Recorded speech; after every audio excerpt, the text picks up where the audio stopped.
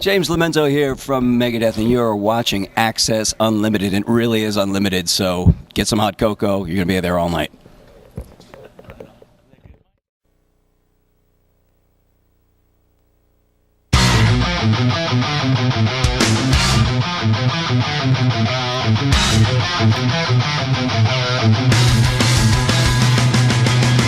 Hiding in any doorway, in any shadow, any place where danger waits to kill my time. There is one who loves and waits to seal your fate. As sure as you live. Hi, I'm Duane Vigil with Access Unlimited. I'm here with James LoMenzo of Megadeth.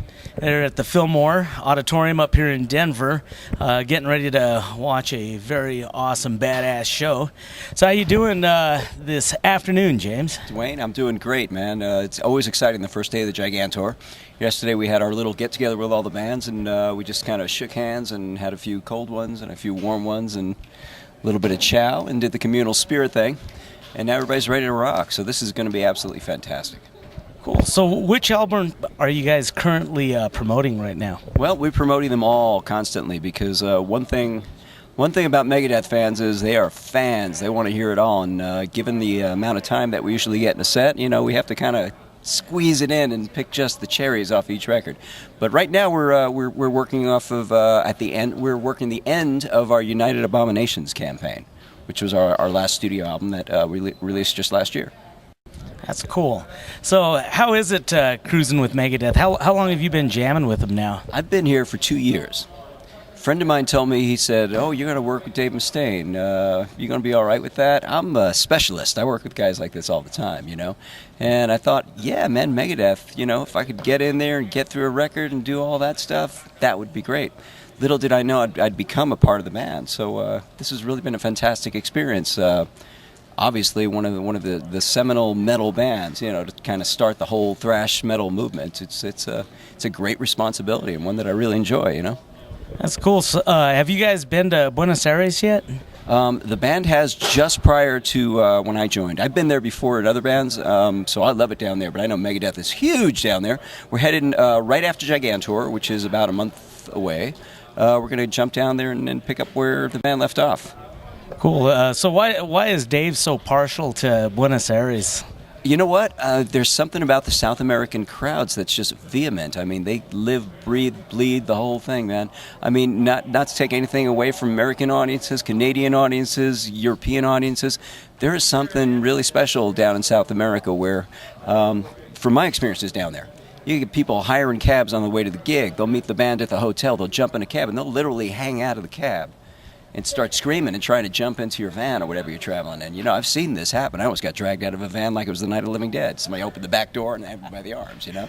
So, yeah, I mean, they're serious down there. That's what's special about it. So you feel that ignition in the audience, you know? And we strive to do that everywhere and every place we go, you know, because that's what metal's all about, man. That spirit, you know, getting everybody together and having them yah-yah out. That's awesome. So who else have you jammed with and toured with? Oh, man, let's alphabetically or chronologically? Let's go. Let's base it on your memory. Yeah, what you remember. For your parents out there, I played in a band called White Lion in the 80s. We had enormous success. Did you go to Pueblo, Colorado? Yeah, I've been there. Sure. Were you there? Yeah, I was there. We were both there. We're talking 86, 87 it would have to be, right? The Chief Theater. Chief Theater. It totally rings a bell. I'm trying to get right back there. I remember we played Red Rocks up here. And that was fantastic. Okay, so from there I played with Zakk Wylde in a number of projects. A band called Pride and Glory, a band called Black Label Society just recently before this. Played with Ozzy Osbourne, Ace Frehley, David Lee Roth, and the list kind of goes and goes and goes. So I'm like one of those utility guys, you know.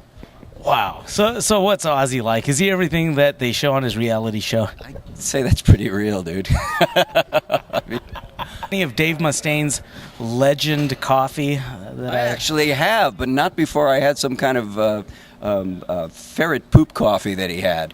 Yeah, the stuff that's actually, that maybe somebody out there has heard about this, and maybe not. It's the first time I did. They have this stuff that this Tanzania little critter actually eats the coffee beans. Then it ferments in his stomach, and then he poops it down, and then they process it slightly. and then they make coffee out of that, and it's supposed to be very good. So he goes, "Hey James, here, try this," and he puts it on, and he's drinking it too, And I'm like, "Hey, that's not bad." And then he shows me the package and he explains it to me, and then I do the spit take, And then, now, I cleansed my palate. I got a bag in my refrigerator. I actually like his coffee a lot.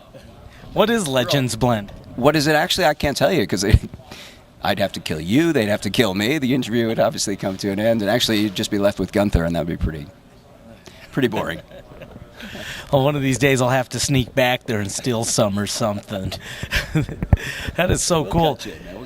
So where are you guys heading after you leave Colorado? What's the rest of your tour got in store? You know what? We kind of wind up and down through Canada and the United States. First we're going to go to the facing the United States map to the left, and then down. We're going to Arizona. We're going to New Mexico. Then we drop down to Texas.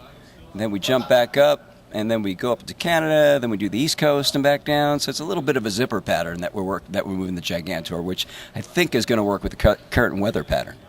So I think we've got it all. I mean, this thing is planned right to the nines, man. So you guys are just basically dodging as much bad weather as you can then, huh? It's just turning out that way. We just played in India before we broke. Before this GIGANTOUR. It was the last gig we did about 4 weeks ago. And we played in this big stadium. It was about 20,000 people there. And it was an outdoor event. And there was lightning and thunder and clouds. And I mean, it was fierce, And it was all around the stadium. And it never, ever came in and broke. And it was supposed to kind of mow right over us. So, we kind of feel protected in some kind of crazy way. I don't know who's looking. Well, I know who's looking out for us. But, I mean, it's good stuff, man. So, do you guys ever pull practical jokes on each other when you're in the bus touring and you're just bored? You know what? In other bands, yeah. In this band, everybody's kind of really respectful, because everybody's, me and David spent a lot of time on the water and different, obviously he and Megadeth and me and my other bands. And you get to a point where it's just good to be left the fuck alone to read a book. You know what I mean?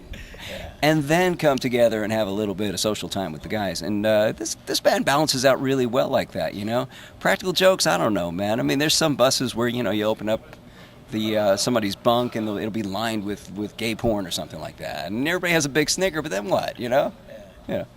So it's actually pretty funny, though. Not in this band. It's not this one. It was about 3 other bands ago. That's cool. Hey, it's been great interviewing you for our show. It's been great hanging with a cool dude like you, man. Look at the glasses. Yeah, we both got the shades all hooked up. Yeah, I mean, night last night. Was it? Yeah. Where were you guys last night? Oh, we were. I was singing karaoke with some of the crew at this bar right across from the Lowe's Hotel. There was a Mexican restaurant, and then there's a bar right behind. There was locals were all hanging out, and we were having a great time. That was crazy. But this poor girl was up there. She was trying to sing Elvis's "Caught in a Trap, I Can't Walk Out." What's that called? I don't remember the song, but she's butchering it, and I felt bad, Yeah. So I ran right up there, and I just kind of helped her out with it a little bit, and it went well. So did you pull out any songs on your own karaoke night? No, dude. If I hear somebody messing up Elvis, I gotta fix that. It's almost like it's a predisposition for any musician. You can't let people screw around with that stuff. Absolutely, yeah. Oh man. So anyway, GIGANTOUR, right? We're rolling through the country. If you get this thing long distance, great. We're gonna have a great time in Colorado tonight. United Abominations still happening. Go out and get it if you haven't heard it yet. People have been saying it's a great Megadeth record. I'm glad to be part of it. You decide. And we'll see you tonight, right? You're gonna hang out. Absolutely. I think they got tickets for us, so... You think? Yeah, I think. We just have coffee, man. The tickets are on your own. I'll just crawl in through a heater vent somewhere, but yeah, we'll be here. I think Chris is hooked up.